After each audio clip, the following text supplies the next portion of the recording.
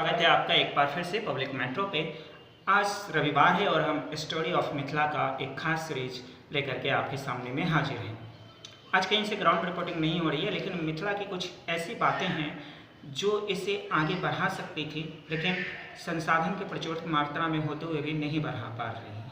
जैसे अगर आप टूरिज्म इंडस्ट्री को देखें तो माँ सीता की जन्म स्थान सीतामढ़ी को अभी तक किसी ने भी उस तरीके से प्रोग्रेस करने के बारे में नहीं सोचा है, न ही केंद्र सरकार और न ही भारत सरकार। जबकि कायदे से देखा जाए तो माता सीता का अब तक टूरिज्म इंडस्ट्री या पर्यटन स्थल में इतना बड़ा नाम हो जाना चाहिए था कि बाहर तो दूर की बात, विदेशी भी लोग भी यहाँ पे देखने को आए।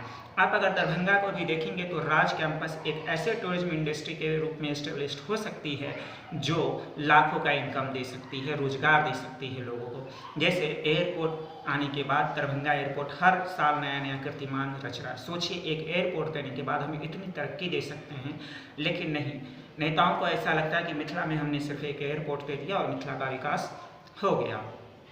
टूरिज्म इंडस्ट्री के ये तो बात है टूरिज्म इंडस्ट्री की। अब आते हैं एजुकेशन पर।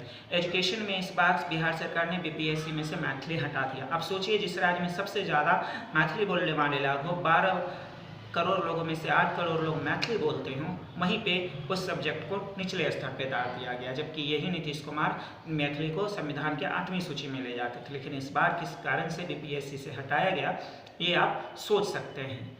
अब आते हैं रोजगार के बारे में, बंद पड़े फैक्ट्री के बारे में।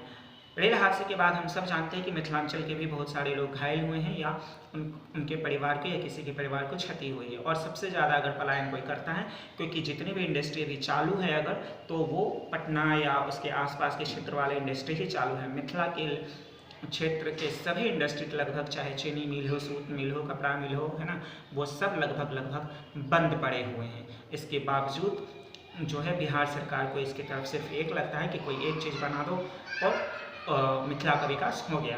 एम्स को कितने दिनों से लटकाया जा रहा है ये आप सबको पता ही है। बाकी सबका बन गया, लेकिन मिथिला होने के कारण IT पार्क, एम्स और मैथिली इंडस्ट्री आज भी वो चीज़ हासिल नहीं कर पाई। जबकि मिथिला मकान, जैक्सन हॉल्ट जैसे फिल्म जो कि इंटरनेशनल लेवल पर ख्याति प्राप्त की, लेकिन बिहार सरकार की उसकी तरफ नज़र नहीं गई। हाँ, तेजस्वी यादव ने जरूर जैक्सन हॉल्ट की तारीफ की थी।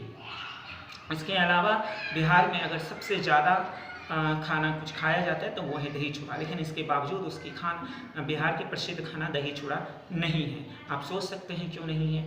तो ये सब चीज़ों में सोचने पे मजबूर कर देता है कि आखिर कैसे जिस राज्य में सबसे ज़्यादा मैथिली बोलने वाले लोग हैं उसी को बीपीएससी से हटा दिया जाए। वही भाषा as a industry, entertainment industry में एस्टेब्लिश्ड होने के लिए सोचे, वहीं के लोग एक समय में जिसकी GDP में 30-40% योगदान होता था, वो वही लोग बाहर जाके मजदूरी करें, मार खाए।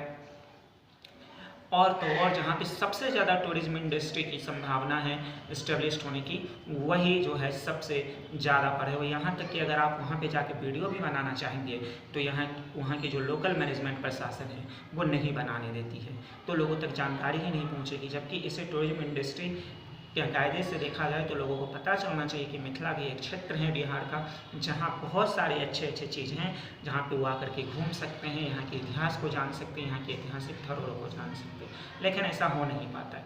बाकी हमारा आज का ये खास सीरीज इसी सबसे रिलेटेड है। आपको कैसा लगता है ये हमें कमेंट में ज़रूर बताएं और शेयर भी ज़रूर कीजिएगा।